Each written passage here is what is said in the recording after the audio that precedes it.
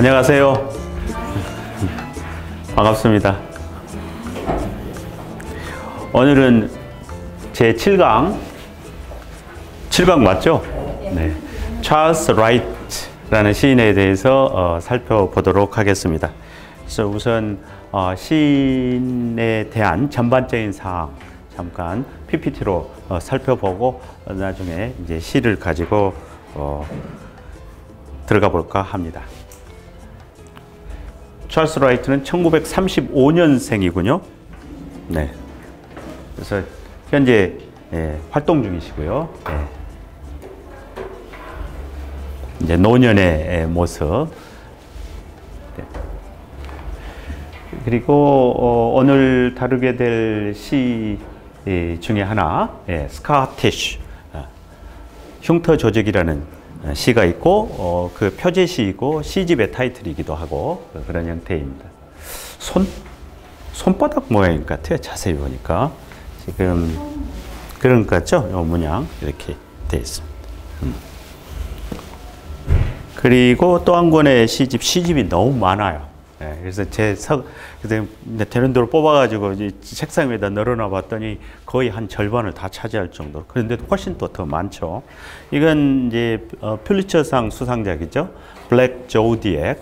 그래서 검은 황도대 이렇게 번역을 해봤고, 이 중에서도 시 한 편을 오늘 시간 되는 대로 한번 읽어볼까 합니다. 짧은 시가 있고 긴 시가 있는데, 긴 시라고 하는 것은 그렇잖아요. 그 하나만 가지고도 하루 종일 해도 부족하니까 오늘 긴 시를 다루는 경우에는 그냥 부분 이렇게 맛을 보는 정도로 이렇게 넘어갑니다. 그래서 짧은 이제 정기적 사실 살펴보면 1935년 테네시주 태생이시고요. 네. 대학은 데이비슨 칼리지. 재미있는 것은 졸업하고 그 당시 그분들이 대체로 그랬죠. 이제 졸업하고 미군에 입대해서 이태리의 방첩부대원으로 갔군요. 시 속에 보면은 이태리의 여러 지명들, 자연 풍광에 관한 시가 많기 때문에 이태리의 여러 장소에 관한 언급들이 많아요. 그래서 읽을 때 그냥 일일이 이렇게 찾아봐야 되는 이런 뜻이 있습니다. 아이오와 대학에서 MFA 하셨네요. 그리고 첫 시집 제목이, 이런 시집 제목도 재밌죠? The Grave of the Right Hand, 오른손의 죽음? 뭘까 좀 궁금해.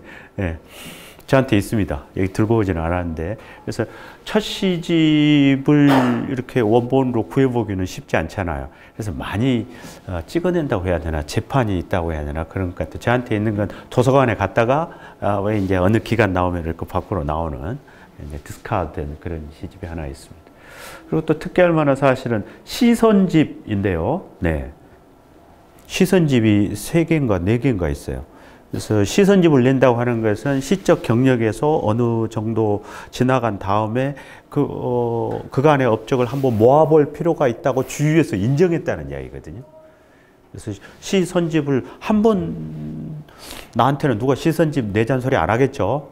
근데 일생에 걸쳐서 3번인가 4번인가 이렇게 됐다고 하는 것은 매 단계에서, 그러니까 일생에 걸쳐서 계속 주목받았던 시이다, 이렇게 말해볼 수 있을 것 같아요. 검은 황도대로 퓰리처상 탔고, 미국 시인협회 이제 의장 다니고, 개관시인, 미국 개관시인 했고, 그러니까 할 건 다 한 거죠. 4권이네요. 근데 요게 좀 특이할 만해서 제가 한번 이렇게 슬라이드 하나로 마련해 본 거예요. 이 연구 당시에 2013년 당시에 4권까지 시선집이 있었습니다. 그래서 컨트리 뮤직 뭐 이런 게 있고, 이걸로 전미 저작상 NBA 이렇게 우리가 줄여서 이야기하는데, 매년 11월에 시상을 하고 굉장히 큰 행사 중에 하나입니다. 두 번째 시집으로 뭐 이런 걸 탔고, 3번째 시집으로 에드가 알란 포상 탔고, 여러분도 열심히 해서 상 좀 많이 타세요. 검은 황도대로 퓰리처상, 흉터 조직 그리핀상 뭐 이렇게 됩니다. 시선집들 중에는 The World of the 10,000 Things 뭐 이런 시집, 암청색 시집 제목만 봐도 재밌는 것 같아요. 네거티브 블루. 여러분 어떻게 번역하실래요? 네거티브 블루. 이게 이것만 가지고도 이리 볼까 저리 보다 재밌었어요. 그냥 저는 그냥 암청색 우울 일단 이렇게 해놨는데 딱히 좋은 번역인지는 모르겠습니다. 2011년에 안녕 또 안녕 by and by selected related poems 이렇게 되네요. 이걸로 볼링겐상을 수상했군요. 볼링겐상은 일생의 업적 또는 그 직전 2년 동안 뛰어난 업적 뭐 이런 거에 대해서 준다고 돼 있고 돼 있네요. 에일 대학에서 주고 있고 처음에는 그냥 무슨 상인가 보다 그랬어요. 근데 자꾸 연구하다 보니까 이게 누가 상을 주는가, 어느 대학과 연계되어 있는가, 그리고 앞서서 상을 탄 사람은 누군가 이런 것들을 쭉 연계해 봐도 하나의 어떤 뭐 퍼스펙티브가 좀 생긴다고 할까, 뭐 이런 부분이 있어요. 거기까지는 연구는 못했고요. 자, 이제 시인으로 들어오면은 이 시인이 복잡한 것 같으면서도 어떻게 보면은 좀 심플한 면이 있어요. 그러니까 반복되는 주제가 있습니다. 언어에 대한 것. 말로 표현하고자 하나 언어가 적절치 못하고 충분하지 못한 거예요. 이런 주제는 늘 있어 왔잖아요, 사실은. 시인으로서 뭔가를 표현하려고 하나 그 언어가 거기를 따라가 주지 못하는 거, 뭐 이런 상황에 대한 거하고 풍경, 이게 가장 대표적인 특성인 것 같아요. 시의 전체적으로 랜드스케이프, 이렇게 네이처, 뭐 이런 것에 대한 이야기가 많습니다. 시 작법 자체가 자연을 마주하고 서서 그 다음에 대화를 시작하는 거예요. 근데 이게 한두 번도 아니고 일생에 걸쳐서 이렇게 작업을 하고 있고, 그리고 그걸 이끌어가는 언어, 형식, 방법론 이런 게 상당히 특별하게, 독특하게 이렇게 발전되어 있다고 해야 되나? 이런 거예요. 우리 다 그 작업을 하긴 하잖아요. 우리가 자연 보고 시를 쓰죠. 근데 그것을 좀 더 뭐랄까 심도 있게 뭔가 체계적으로 그만의 방식으로 이렇게 해석해가는 방법이. 그래서 이걸 한번 찾아보는 게 좋겠다. 그리고 신, 물론 종교인으로서 말하는 신은 아닙니다. 그래서 우리가 어차피 시인이라고 하는 것이 영적인 것에 이끌리는 존재이기 때문에 그 이제 자연 풍광과 마주하여서 그 너머에 있는 거로 이끌려 가는 거예요. 근데 이건 너무나 익숙한 거잖아요. 그래서 그것까지를 가지고 그래서 풍경을 통해서 풍경 너머에 있는 신적인 것으로 이끌리는 것, 이것만 가지고 찰스 라이트를 재미있게 독특하게 그만의 가치로서 읽어줬다 이렇게 말하기가 어려워요. 그러니까 우리한테도 그 일은 일어나잖아요. 자연과 마주해서 그 자연 너머에 있는 영적인 것으로 이끌리는 거. 이거 그냥 기본적으로 낭만주의적인 시에서 어디에나 다 드러나는 것이니까. 근데 그것을 낭만주의자로서가 아니라 20세기 후반, 21세기 살아가는 사람의 어떤 현실관이라고 해야 될지 나중에 좀 더 이야기하도록 하죠. 그걸 재해석했다고 해야 되나? 뭐 이런 거. 이걸 한번 생각해 볼 생각입니다. 그러기 위해서 이 말을 가져왔습니다. 이미지는 이게 제 논문에 있었던 표현이기도 한데요. 내적 열망과 외적 풍경이 합쳐진 것을 이미지라고 해볼 수 있다. 특별한 정의는 아니에요. 우리가 알고 있는 정의이고 우리가 시 속에서도 이미 이 일을 여러분 스스로도 하고 계세요. 근데 조금 더 한번 보죠. 보이지 않는 것은 보이는 것에 의해 입증되고 보이는 것은 보이지 않는 것이 되어 입증된다. 그러니까 보이는 것과 보이지 않는 것이 이렇게 상보적으로 해놨어요. 상보적이란 말에 포인트가 있습니다. 그러니까 보이지 않는 것에다 초점이 있는 게 아니에요. 보이지 않는 것은 보이는 것을 거치지 않고는 안 드러난다는 거예요. 그런 게 좀 더 읽어보면 그런 내용이 나와요. 그러니까 보이는 것 자체가 일단 중요한 것이 돼요. 근데 그것을 매 개체로 삼아서 그걸 단계로서 턱 밟고 그 다음으로 흘러덩 넘어가겠다라는 데 초점이 있지는 않다 이런 이야기예요. 이제 요게 말하려는 제 끝까지 가면은 그 취지 중에 하나예요.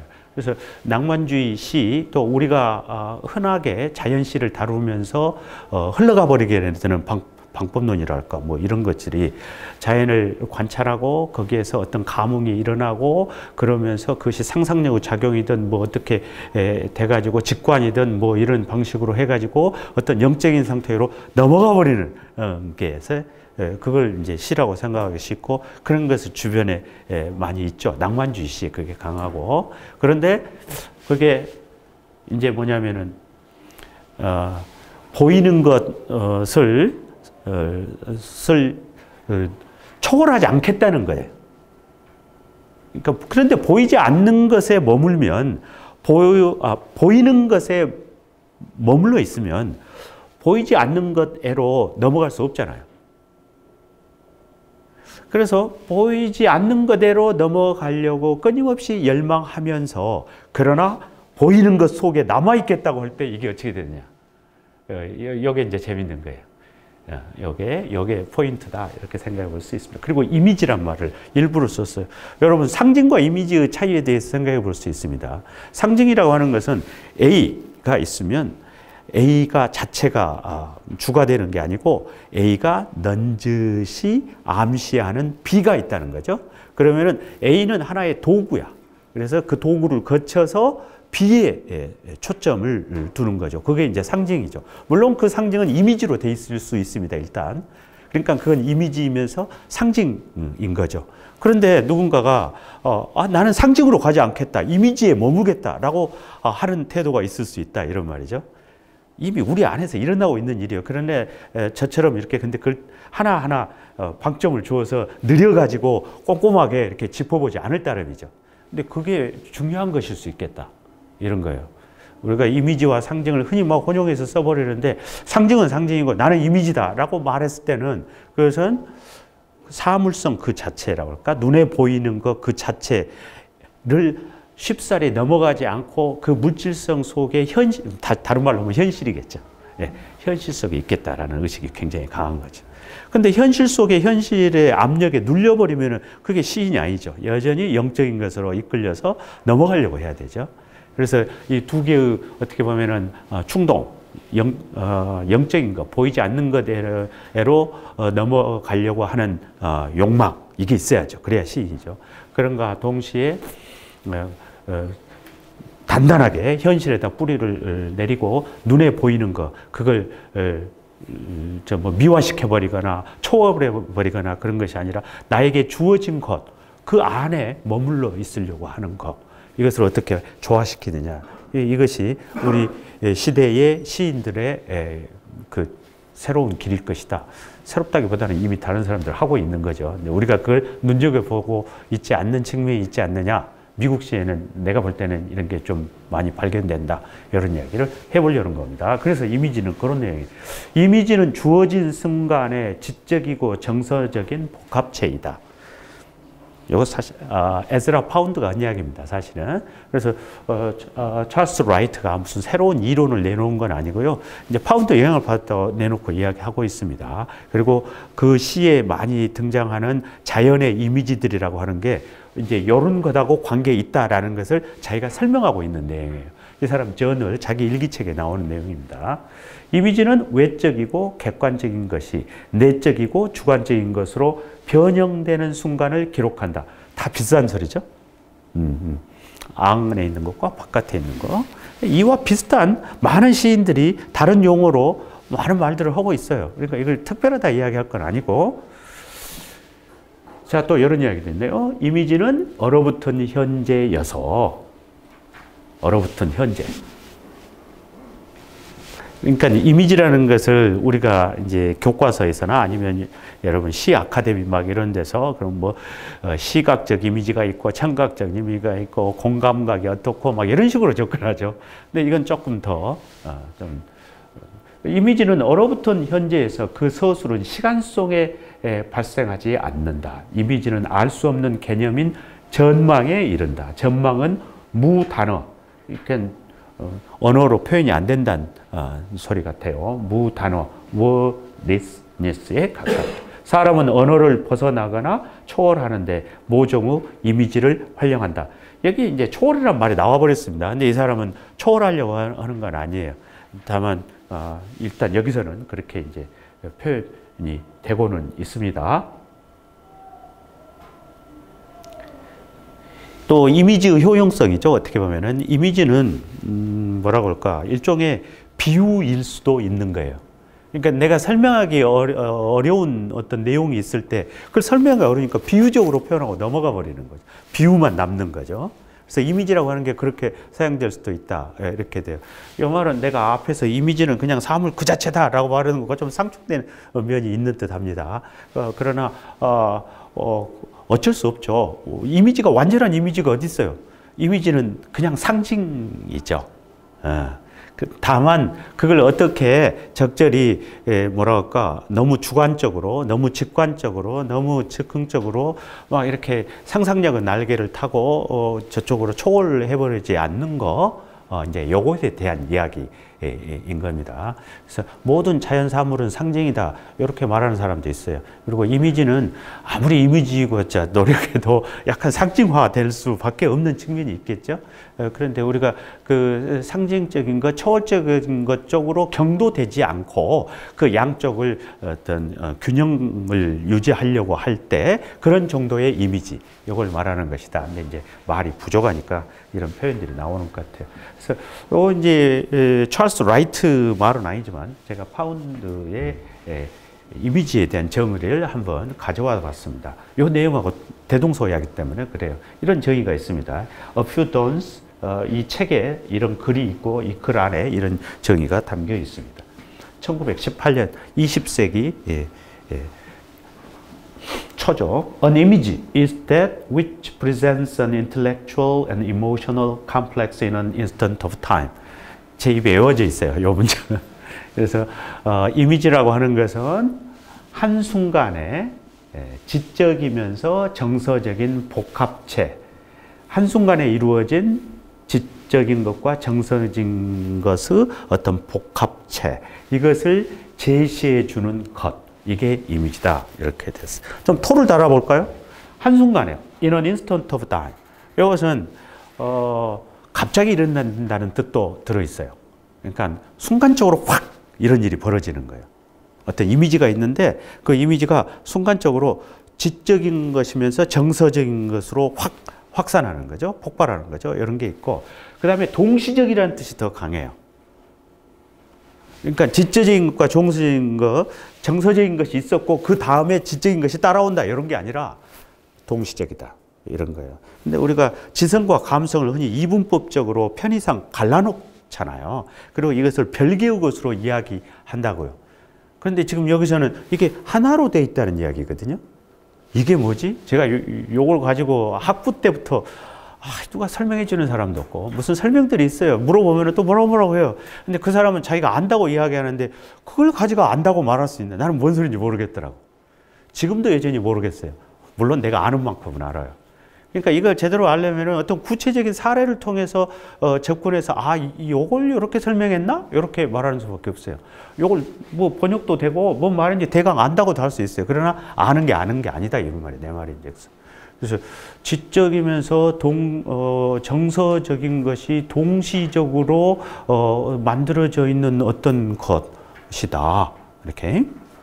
여러분, 이미지라고 하는 것은 우리 시각 이미지, 청각 이미지, 우리 5개의 감각과 연관해서 이야기하잖아요.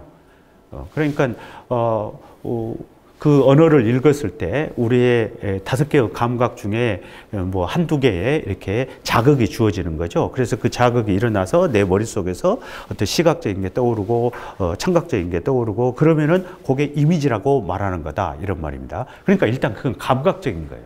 감각적인 거예요. 그럼 그것이 어떻게 지적인 걸로 넘어가느냐? 그림 가지고 설명해 볼 수 있을런가 몰라요. 그러니까 사진 한 장인데 사진 한 장인데 마을에 그 사진 뒷배경에서 막 마을이 불타고 있습니다. 한 아이가 양 옆으로 막 논밭 막 있는데 한 아이가 거의 발가벗은 채로 막 뛰어오는 사진. 옛날에 있었는데 필리치 영상을 탔는지 뭐했는지 하나를 탁 찍었죠. 사람들은 막 정신없이 뛰어가고 그 한 컷, 그 한 컷. 그게 이제 보도가 됐을 때 사람들이 다 경악을 하죠. 막 그게 감정적인 것만은 아니죠. 그 안에 동시에 그 인간의 참혹함, 전쟁의 그 참혹함, 그래서 이렇게 전쟁이란 어떤 경우에도 일어나서는 안 된다. 좀 모든 것이 막 동시에 모든 게 막 벌어지죠. 그래서 이제 그런 걸 이야기. 너무 지금 이론이 길어졌습니다. 그래서 지금 제가 읽어보고 싶은 이제 PPT에다 담아놓은 시는 인생옹호라는 시인데요. 이것에 좀 너무 어려우니까 이것에 들어가기에 앞서서 그래도 좀 짧은 시 그리고 이런 걸 가지고 여러분하고 조금 들어가 볼까 합니다. 그래서 제가 지금 나눠드린 여러분 그 자료에 보면은 순서를 제가 시법 아스 포에티카로부터 한번 시작해 볼까 합니다. 가지고 계시죠? 네. 그리고 이번에는 좀 제가 영어를 위에다 올려놓지 않고 우리말을 위에다 올려놨습니다. 그리고 별로 이렇게 배치하지 않고 시 전체를 이렇게 우리말, 영어 이렇게 따로따로 이렇게 해봤어요. 그렇게 하는 것은 우리말로 전체 시를 한번 읽어보고 싶다. 그간에 너무 뭐 그냥 자르듯이 해서 아스 포에티카 시창작법, 작시법, 시법 이런 번역이 있을 수 있습니다. 제가 우리말로 영어 고려하지 않고 한번 읽어보겠습니다. 한번 여러분도 같이 쭉 따라오시면서 무슨 소리일까 이렇게 한번 가보시죠. 다시 이곳에서 그게 좋다. 후추나무, 알로에베라, 그 푸른 자투리 아래에서 그걸 좋아하는 건 말없이 잎을 벗겨내는 바람이 있어서다. 그걸 좋아하는 건 바람이 반복해 불어와 잎이 반복해 떨어지기 때문이다. 그걸 좋아하는 건 물신들과 언어의 비유들에 둘러싸여 내가 저곳보다 이곳에서 더 잘 지내기 때문이다. 개 이빨과 고래 이빨, 아버지의 신발, 겨울의 생기 없는 무게, 기쁨의 불명확성. 영들은 어디에나 있다.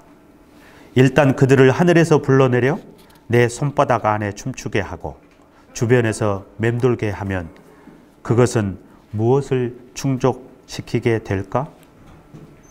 나는 여전히 갖게 될 것이다.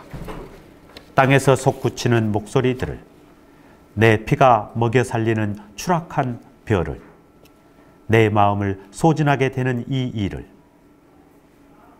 아무것도 그걸 멈출 수는 없다. 일단 읽었는데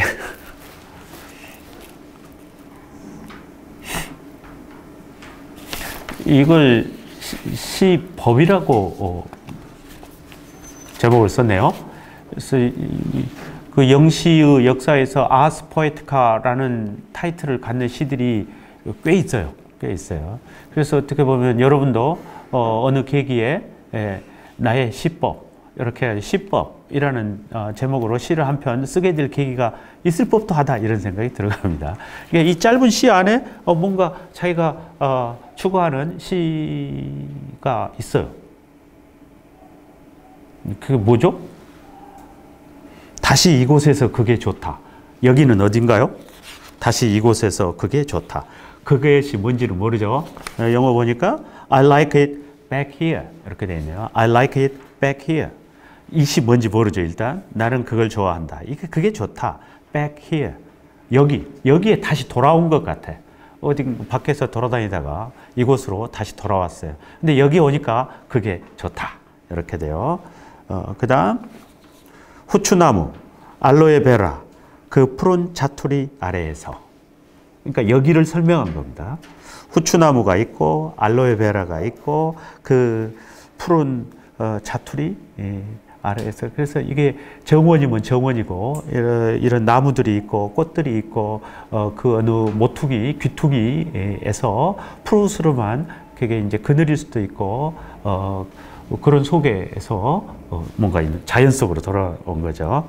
거대한 자연은 같지는 않죠. 그걸 좋아하는 건 말없이 입을 벗겨내는 바람이 있어서다. 지금 자연을 관찰하고 있는 거죠. 자연 속을 걸어가고 있다 할 수도 있고 자연 속에 앉아 있을 수도 있습니다. 앉아 있는 게 더 가깝지 않나 싶은데, 그런데 바람이 와서 잎을 벗겨낸다는 표현이 이제 바람에 잎이 떨어진다는 것인지 뭐 그렇게 봐도 되고, 그리고 바람이 불고 있거든요. 그걸 좋아하는 건 바람이 반복해 불어와 잎이 반복해 떨어지기 때문이다. 바람이 한번 지나가고 뭔가 떨어지고 또 바람이 불고 잎이 떨어지고 내가 그래서 여길 좋아하는구나. 내가 그걸 좋아하는구나. 그건 여전히 불명확하지만 그걸 좋아하는 건 물신들과 언어의 비유들에 둘러싸여 내가 물신 영어로는 뭐죠? Surrounded by fetish라는 말 그대로 썼네요. fetish, fetish와 있습니다. And figures of speech. 여러분 그 문학 관련 그 테크닉 뭐 이런 걸 가르치는 책에 보면은 figures of speech 이런 챕터가 있습니다. 비유법 관련하는 거예요. 거기 들어가서 이제 은유도 나오고 직유도 나오고 막 그렇습니다. 그래서 자연을 일종의 하나의 챕터로 본 거죠. 그 figures of speech, 언어의 그 비유적 형상들로 본 것 같아요. 그러니까 주변에 자연 여러 사물들이 있고 바람이 불고 잎이 떨어지고 그러는데 그거 하나하나를 언어로 본 거라고 보여요. 그것도 비유 언어죠. 비유 언어. 그리고 그것들은 그냥 사물이 아니라 물신이에요. 물신. 물신, fetish. 또 그런 것들이 주위에 싹 둘러싸여 있는 거죠. 그런가 하면은 개 이빨과 고래 이빨, 이건 뭔지 모르겠어요. 그런데 사실은 자기 집 정원일 수 있겠고, 정원에 이제 개 이빨도 굴러다닐 수 있고, 어떤 개의 고래 이빨 같은 것도 굴러다닐 수도 있는 거죠. 근데 그런 것들이 뭔가 갖는 어떤 개인적 관계 속에서 어떤 의미가 있을 수도 있어요. 그건 그러니까 단순한 사물에 그치지 않고 그 사물이 뭔가 의미를 지닐 수도 있겠다라는 생각은 해봐요. 그리고 아버지의 신발. 그러니까 집 안에 있는 정원 아닌가 싶어요. 아버지의 신발 한 짝이 굴러다닐 수도 있잖아요. 낡아가지고 못 쓰는 거. 이런 거. 그 다음에 겨울에 생기 없는 묵. 겨울이군요. 그러니까 잎이 떨어지겠죠. 생기 없는 무게. 여러분, 그 자연이라고 하는 것이 꼭 꽃이 피어서 아름다운 것만은 아니죠. 찬바람이 불고 공허하고 쓸쓸하고 그건 그것대로 시잖아요. 그건 그것대로 언어잖아요. 그건 그것대로 나에게 뭔가 말을 걸잖아요. 그러니까 지금 여기서는 겨울에 그 생기 없는 무게. 이게 뭐가 시인이 느끼는 그 황량한 정원에 앉아서 느끼는 어떤 감정일 거예요. 근데 이것을 자기가 마음을 열어놓고 받아들이고 대화하고 있기 때문에 이게 느껴지는 거죠. 그 상태인 겁니다. 기쁨의 불명확성. 이게 좀 번역을 해버리니까 그런데 그 보시면 영어로 보시면 the inarticulation of joy. 이 시인이 이 시의 화자가 기쁨 속에 있어요. 지금 기뻐요. 근데 그 기쁨이라고 하는 게 야구에서 홈런 쳤때 야하는 기쁨은 아니겠죠. 네. 여자친구한테 첫 키스를 당하고 나서 일어났던 그런 기쁨은 아니겠죠. 뭔가 겨울 정원에 나앉아서 뒹구는 아버지 신발 쳐다보면서 바람이 불고 잎이 떨어지고 바람이 불고 잎이 떨어지고 거기서도 뭔가 기쁨이 있는 거예요. 이건 그러니까 즐거움이 아닐 수도 있어요. 이 기쁨이라는 것은. 근데 in articulation 정확하게 말할 수 없어요. 하지만 한 거예요. 뭔지 모르지만 내 안에서 뭔가 일어나고 있는 거예요. 그래서 외적인 자극을 받아서 내 안에서 거기에 상응하여 뭔가가 일어나가지고 그게 올라오고 있지만 그건 기쁨이라는 말로는 표현하지만 그 기쁨이 무엇이다라고까지는 말할 수 없는 거예요. 지금 이 상태에 대해서 이야기하고 있는 겁니다. 그러면서 연가리를 하고 한 행으로 영들은 어디에나 있다. 이렇게 이야기하죠. 영어로 보면 The spirits are everywhere. 이렇게 되죠. 그래서 그 자연의 품 안에 여기가 이제 큰 대자연은 아니죠. 아니면 정원 정도 되는 것 같은데 영이 이제 느껴지는 상황이죠. 일단 그들을 하늘에서 불러내려 내 손바닥 안에서 춤추게 하고 주변에서 맴돌게 하면 그것은 무엇을 충족시키게 될까? 이건 의문문이에요. 그 가정 형태고요. 그러니까 영들은 사방에 있어요. 그러나 내 눈에 안 보이죠. 나한테 다가온 건 아니에요. 그런데 그 영들을 불러 들여가지고 내 손아귀에 이렇게 줄 수 있을 정도로 되면 그렇게 되면 뭐가 이루어지는 것일까? 이런 질문을 던져보는 것 같아요. 이런 질문을. 나는 여전히 갖게 될 것이다. 땅에서 솟구치는 목소리들을, 뭔가 있죠? 상에서 솟구치는 목소리들, 내 피가 먹여 살리는 추락한 별을. 이것도 좀 멋있는 것 같아요. 별은 이미 떨어졌어요. 별은 떨어졌어. 그러나 별은 떨어져서 땅속으로 들어가고 분해돼서 없어져 버리는 것이 아니라 그 떨어진 별을 내가 먹여 살리고 있어. 근데 내 피를 먹여서 살리고 있어요. 뭐 다 알만한 이야기죠. 어떻게 보면. 우리가 살아가는 시대에 별은 허용되지 않아요. 별은 떨어졌어요. 우리가 살아가는 시대에 신은 허용되지 않아요. 신은 이미 죽었어요. 그러나 죽은 신, 떨어진 별을 시인은 붙들고 심폐술 할 수밖에 없는 거죠. 살려낼 수도 없어요. 살려낸다는 보장도 없고. 그러나 뭔가 내가 내 피를 줘서 살아내게 해야 돼. 추락한 별을. 근데 그건 계속될 거라는 느낌이 있어요. 내 마음을 소진하게 되는 이 일을 내가 온 마음을 다 기울여서 뭔가 이 일을 해내야 될 것 같아. 아무것도 그건 멈출 수는 없다. 그러니까 여기서 그것은 그것이죠. 그러니까 꼭 그렇게 해야 되는 건 아니지만 시를 쓰게 만드는 어떤 힘, 뭐 이렇게 생각해 볼 수 있어요. 내가 시를 쓰려고 하는 어떤 이유일 수 있어요. 시를 써서 내가 도달하고자 하는 것일 수도 있어요. 아니면은 낭만주의적으로 하면은 내가 쓰려고 해서 쓴 게 아니라 나로 하여금 어쩔 수 없이 시를 쓰게 만드는 어떤 것일 수 있어요. 그리고 그걸 내가 멈출 수가 없다는 걸 내가 알고 있어요. 그런 이야기죠. 그러니까 이건 시에 대한 옹호인 거 맞는 것 같습니다. 그래서 이건 그래서 타이틀을 아스 포에티카라는 말로 쓰고 있어요. 그런데 그것을 지금 집안에 있는 어떤 정원, 그 겨울이고 잎이 떨어지고 있고 바람이 불고 있고 아버지 신발짝이 굴러다니고 있고 뼈다귀 같은 게 막 굴러가고 있고 그런 속에서 이야기하고 있어요. 워즈워드처럼 웅장한 폭포수 아래에서나 아니면은 숲을 계곡을 헤치고 지나가 가지고 호숫가에 그냥 수천 그루 황금빛 수산화가 쫙 펼쳐져 있는 호숫가에서 이 시를 이야기하고 있는 게 아니에요. 그게 더 중요할 수도 있어요. 이게 그 정도만 이야기하겠습니다. 그 다음 제가 보겠다는 시는 가을 끝자락에 밖에 나와 앉아를 하면 세 번째 시입니다. 이렇게 순서대로 하면 가을 끝자락에 밖에 나와 앉아. 짧은 시여서 일단 이 사람의 시풍, 언어를 다루는 어떤 솜씨, 방법 이런 걸 한번 살펴보기 좋다. Sitting outside at the end of autumn. 여전히 또 풍경이죠. 그리고 계절에 대한 이야기 이런 거.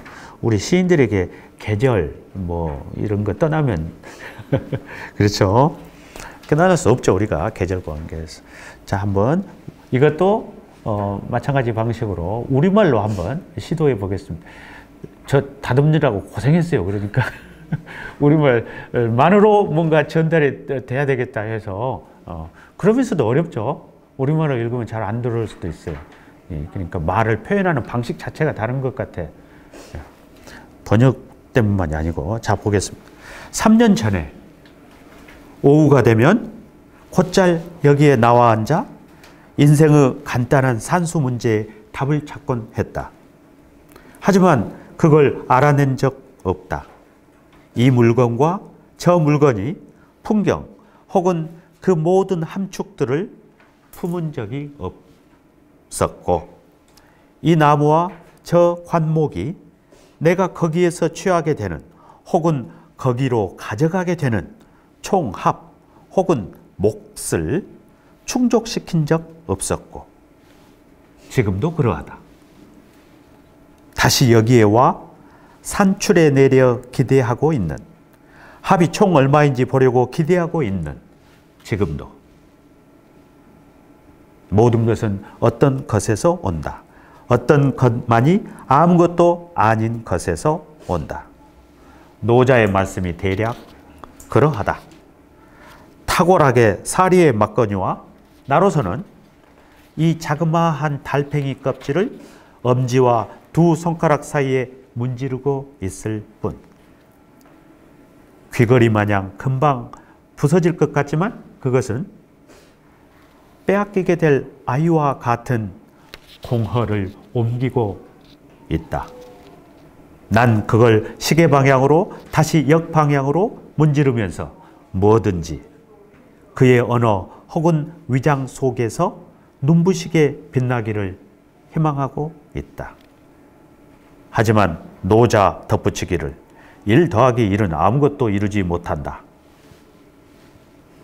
끝없이 도처에서 모든 것이 그림자를 들이운다. 상당히 멋부리면서 썼어요. 그래서 그 멋을 좀 살려보려고 저도 말을 하는데 우리말이라 이렇게 번개는 가지면서 엉기니까 이게 참 힘들더라고요. 그래서 그 별것도 아닌 거 가지고 한참 씨름해야 되는 그런 상황이었습니다. 막 노자도 이렇게 언급하고 막 그렇습니다. 조금 씹어 볼까요? 그냥 지나가니까 잘 안 들어죠. 잘 안 들어요. 그냥 가을이에요. 가을이고 어디 또 밖에 나와 있죠. 이 사람 그 동영상을 유튜브에서 그 인터뷰하는 걸 이렇게 떼는 걸 보니까 자기 집 뒤에 정원에 이렇게 앉아 있어요. 그러면서 하는 이야기가 자기는 이렇게 쳐다보고 앉아서 이제 자연하고 계속 대화하면서 거기서 시를 써 나가는 거예요. 그러니까 이 사람은 시 쓰려면 항상 이 자세인 거야. 항상이란 말은 좀 오해가 있지만 여기서도 지금 그게 있어요. 그거는 3년 전에 오후가 되면 그러니까 여기 다시 돌아왔어요. 여기도. 생각하건대 뭐 도해지로 갔거나 출장을 갔거나 일하러 다니다가 자기가 꼭 쓸쓸하고 또 하면 그 자리로 돌아오는 자리가 있는 것 같아. 그러니까 이제 자연이 근처에 있는 곳이겠죠. 3년 전에 오후가 되면 곧잘 여기에 나와 앉아 인생의 간단한 산수 문제에 답을 찾곤 했다. 자연 앞에 앉아서 이렇게 뭐 명상하고 그랬다는 얘기. 하지만 그걸 알아낸 적이 없다. 답이 없는 거죠, 인생에. 그런데 이 물건과 저 물건이니 풍경 혹은 그 모든 함축들을 품은 적 없고, 이 부분을 좀 자세히 읽어보세요. 이 물건, 저 물건이 풍경 혹은 그 모든 함축들을 품은 적이 없었고, 3년 전 이야기입니다. 영어로 한번 가보시죠. This object and that object. 괜히 또 사물을 구체적으로 지시하면 될 텐데, 뭐 나무든, 뭐 바위든, 뭐 사과나무든 뭐든 하면 될 텐데, 그냥 object란 말로 이렇게 약간 일반화를 시도하죠. 그러면서도 this, that으로, 또 좀 구체성을 또 보이기도 하죠. 그래서 이런 사물, 저런 사물, 이런 것들이 never contained the landscape. 이게 좀 어렵더라고요. 그러니까 하나의 사물이 뭐 이 사물이든 저 사물이든 어떤 하나의 사물이 풍경을 컨테인이란 말은 안에다 담는다는 뜻이잖아요. 컨테인. 품은 적이 없었다. 품어야 된다는 이야기죠. 그러니까 사물 안에, 사물은 어떻게 보면 풍경을 전체로 보면 사물은 그 부분인데 그 부분 속으로 전체가 들어가 있어야 좋은데 이런 뜻 같아요. 그런데 그렇게 안 됐었다는 이야기죠. 풍경 전체가 어떤 사물 속으로 들어갔어야 하는데 안 들어갔다는 이야기처럼 보여요. 그리고 또 nor all of its implications. 그렇죠. 여기서 is는 아마 landscape를 받는 것으로 보인다. inply라고 해놨네. imply일 것 같아요. 보니까 또 I am misspelled 된 것 같습니다. implication은 뭐는 없을 것 같아요. 그러니까 그 풍경이라고 하는 것이 겉으로 드러나는 것에 그치지 않는다는 게 전제돼 있어요. 그것이 함축하는 것들이 있어. 그러니까 내가 아까 이 사람은 이미지지 상징이 아니다 말하고 했지만은 그렇다고 해서 이미지와 상징을 완전히 구분이 안 된다고 내가 또 말씀드렸죠. 이미지는 상징을 품을 수밖에 없어요.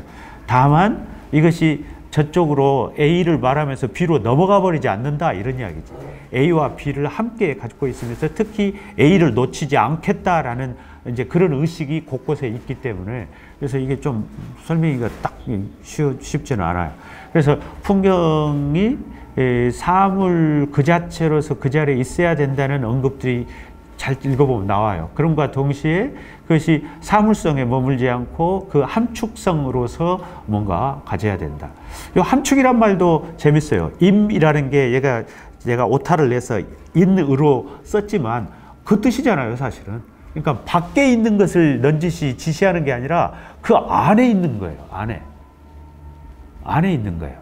이게 재밌는 말이죠. 그러니까 그 이미지를 상징으로 썼을 때는 이미지를 이용해서 이미지 밖에 있는 다른 것으로 나가겠다는 것인데, 이미지라고 하는 것이 잘 충전돼 있으면 그 안에 의미가 이제 충전되게 된다, 이 뜻인 거죠. 그 안에 있다. 그러니까 사물 그 자체이면서 사물이 아닌 어떤 것이야. 이런 이야기는 뭐 어려운 뜻해도 우리가 요 강의의 맨 첫 시간에 이야기했던 월리스 스티븐스에게 가장 이제 집중적으로 이야기되어 있는 것들 중에 하나예요. 그러니까 저로서는 그렇게 딱히 뭐 어려운 개념이나 뭐 이런 건 아니고, 이분도 스티븐스 충분히 알고 있는 분들일 것이다, 이렇게 돼요. 그리고 또 낭만주의를 경계하는 것도 있어요. 낭만주의나 상징이나 이런 것들이. 우리가 이미 지나왔지만은 그 콜로퀴움, 1차 콜로퀴움에서 세 시인을 비교한 적이 있는데, 그 중에 윌리엄 카를로스 윌리엄스 편을 찾아보시면 No symbolism is acceptable, 이런 표현을 제가 표제로 따서 한 섹션을 글을 이끌어간 적이 있습니다. 어떤 상징주의도 용납될 수 없다. 그 말이 무슨 의미냐, 이런 거죠. 쉽게 관념, 추상 이런 데로 넘어가지 않고 사물성 그 자체를 냉정하게 그 있는 그대로 받아들이는 자세를 취하겠다. 그러면 현실에 억눌리겠다는 뜻이냐? 아니다. 그 현실 있는 것 그대로를 자세히 들여다봐라. 그 안에 잠재된 힘이 있다. 이렇게 말하는 거예요. 그러니까 밖으로 신 찾아서 영 찾아서 막 도망가지 마. 그 안에 잘 들여다보면 있다. 이렇게. 그래서 그게 무엇이냐? 그것을 시인마다 찾아가는 방법론이 조금씩 다른 것 같아요. 내가 그래서 아까 그 지적인 것과 감정적인 것이 하나로 된다는 게 뭐냐? 이것은 시인마다 각자 나름의 방식이 있기 때문에 그걸 구체적으로 몇 개는 겪어봐야 이게 이런 말인가 보다 좀 알 수 있지 않느냐, 이제 그런 옆으로. 자, 그래서 그 다음으로 한번 넘어가 보죠. 지금도 그러하다. 지금도 그러니까 자연이 뭐 어떤 충만된 상태로 있어야 되는데 아직 그러지를 못하는 거죠. 이건 시인과 관계에서 자연은 충만 속에 도달하게 돼요. 그렇다고 해서 낭만주의자의 방식으로, 다시 말해서 낭만주의 시대에서 시인의 정의는 네이머, 명명자, the prophet, 예언자, unacknowledged legislator, 비공인 입법자, 이런 지위를 누렸었죠. 그러나 20세기에 와서 시인들이라고 하는 것은 이미지스트가 대표적인 경우였을 텐데, 시인이 자신의 생각이나 느낌을 직접적으로 표현하지 않고 사물로부터, 세상으로부터 거리를 유지하고 자기는 사물의 뒤에, 풍경의 뒤쪽에 숨으려고 이렇게 해요.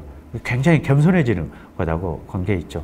그래서 어떤 것을 의미를 파악해가지고 그 규정해가지고 제시하는 쪽으로 안 가려고 하는 노력이 굉장히 강해요. 물론 그렇게 규정하는 시도 여전히 대세적으로 흘러갑니다. 그러나 우리 문학에는 없고 미국시에 강하다 하는 것 중에 하나가 아까 말했듯이 사물이나 세상에 대해서 어떤 객관적 거리를 유지하는 가운데 자세하게 들여다보면서 그러나 그 안에 그 충전되어 있는 어떤 내재적 가능성을 읽어내겠다. 그리고 그것이 나를 지탱해 주는 거고 그것이 시인의 일이다.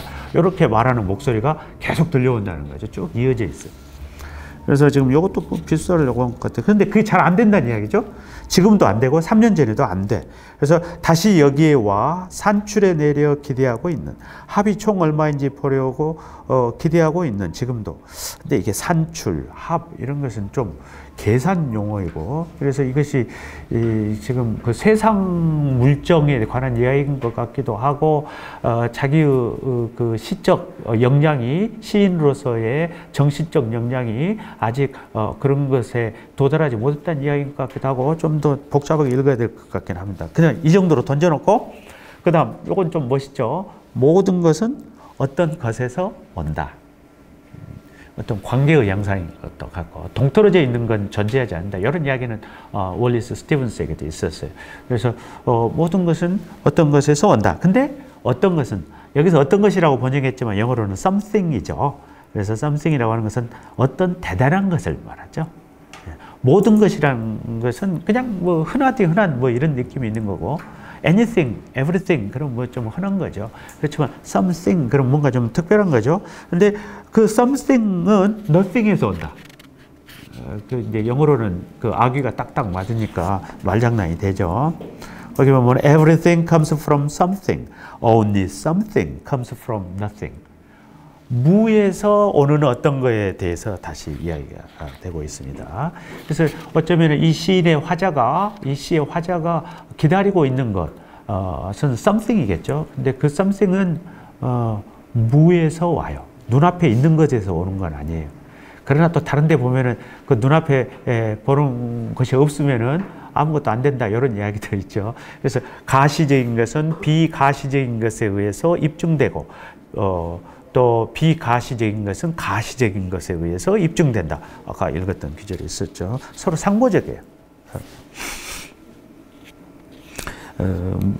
그래서 그 어떤 무에서 온다고 그랬는데 그 무가 뭐냐 이러거든요. 노자의 말씀이 대략 그러하다. 이게 노자의 그 한자 성어가 있을 텐데 모르겠습니다. 탁월하게 사리의 막거니와 약간 좀 뭐랄까 좀 재치 있는 말투로 요 말을 이끌어가는 것 같아요. 어투가 제가 번역을 제대로 하지는 못했습니다. 그래서 좀 약간 거창하게 탁월하게 사리에 막거니와 이렇게 한번 해봤습니다.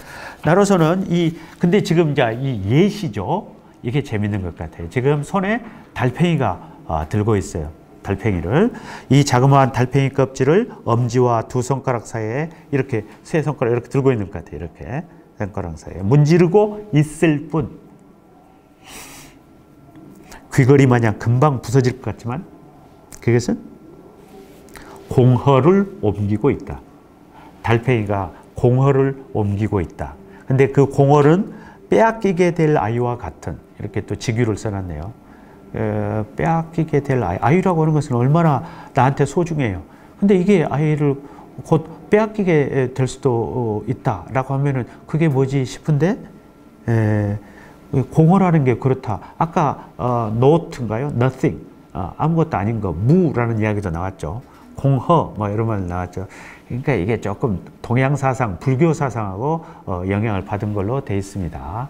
그래서 사실은 그 불교용어로 하면은 금방 우리로서는 몰라도 아는 것 같은 느낌이 드는 간단한 개념일 텐데, 서양인의 입장에서 보면은 이런 것이 대단한 것으로 느껴올 수도 있어요.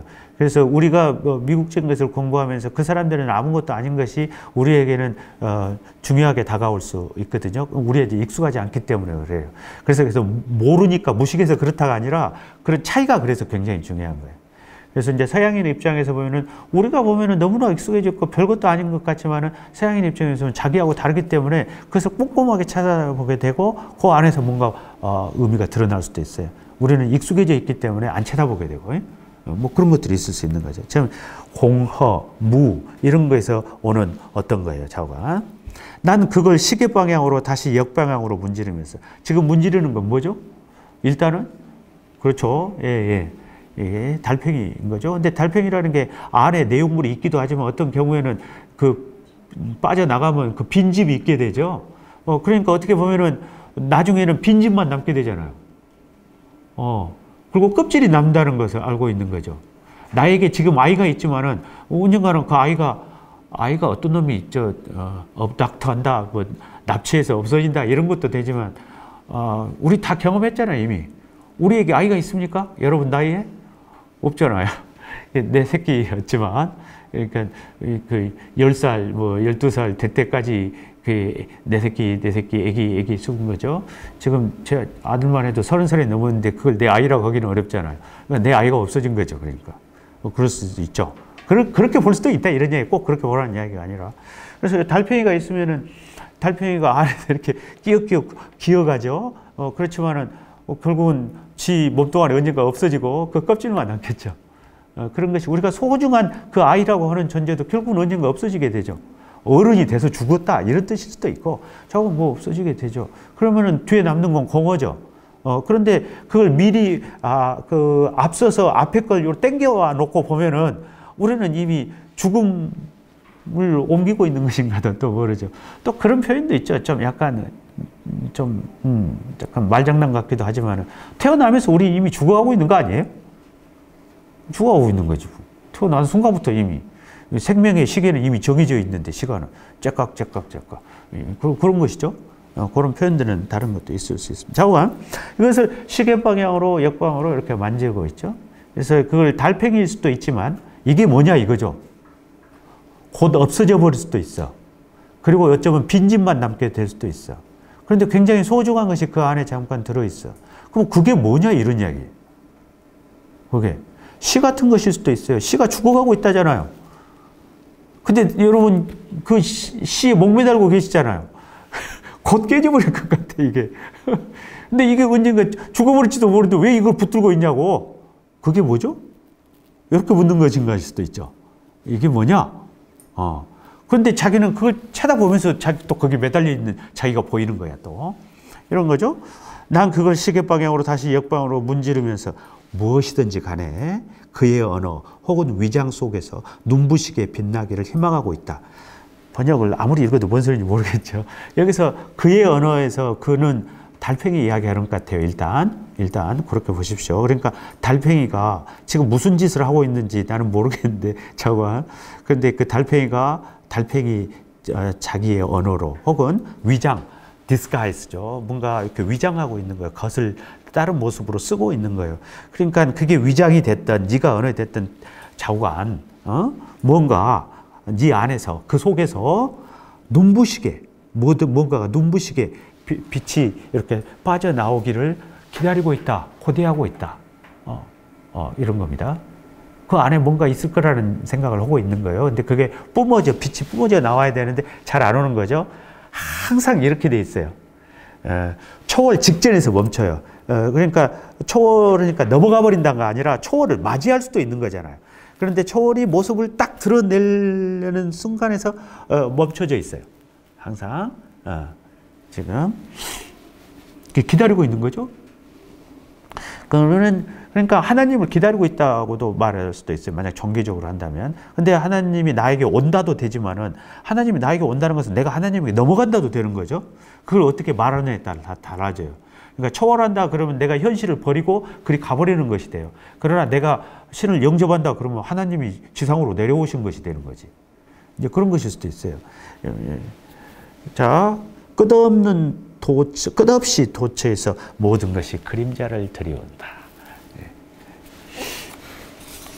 또 한시 쓰고 있죠. 어떻게 보면 노자님처럼 사방에서 막 그림자가 들이고 있어요. 뭐가 끝이 없는 거죠. 네, 약간 희망이 있고 그림자가 있고 이제 그런 정도입니다. 어때요? 조금 이제 감이 오십니까? 약간 이 시인이 자연을 가지고 무슨 이야기를 하는가. 그러니까 다 어떻게 보면 비슷비슷해요. 자연의 어느 사물을 우리는 시로 옮길 때 그걸 뭔가 파고들고 그 다음에 어떤 특별한 각도로 조명하고 그래서 어떤 인생의 어떤 깊이 있는 성찰과 묶어가지고 자 결론으로 몰고 가고 우리가 이런 데 익숙해 있는 거잖아요. 근데 이 사람은 어느 자연 사물 그 자체를 가지고 특정 사물을 가지고 주제로 삼아서 그걸 파고드는 시이 아니에요. 그냥 자연은 어떤 것이어도 좋아요. 그 안에서 그걸 통해서 그 넘어 있는 것과 만나려고 노력을 해요. 그리고 항상 만나기 직전까지 가요. 그리고 다시 돌아오면서 그늘이 드리워져요. 이런 식이에요. 그래서 그러면은 실패란 뜻이냐? 그건 아닌 것 같아요. 그렇게 하는 게 맞다. 요 이야기 같아요. 넘어가도 안 되고 돌아와서 딴 방향으로 가버려도 안 돼. 그 방향으로 갔다가 이 방향으로 와서 다시 그 방향으로 가가지고 그 경계에서 항상 머무르는 자세인 것 같아요. 이런 게 제가 전체적인 자 그래서 그 정도까지 하고 오늘 짧은 시 두 편을 통해서 약간 했습니다. 그러면은 오늘 1부, 2부로 나눕니다. 5분간 쉽시다 라고 누가 말해주기를 기대하고 있었는데 안 해주길래 제가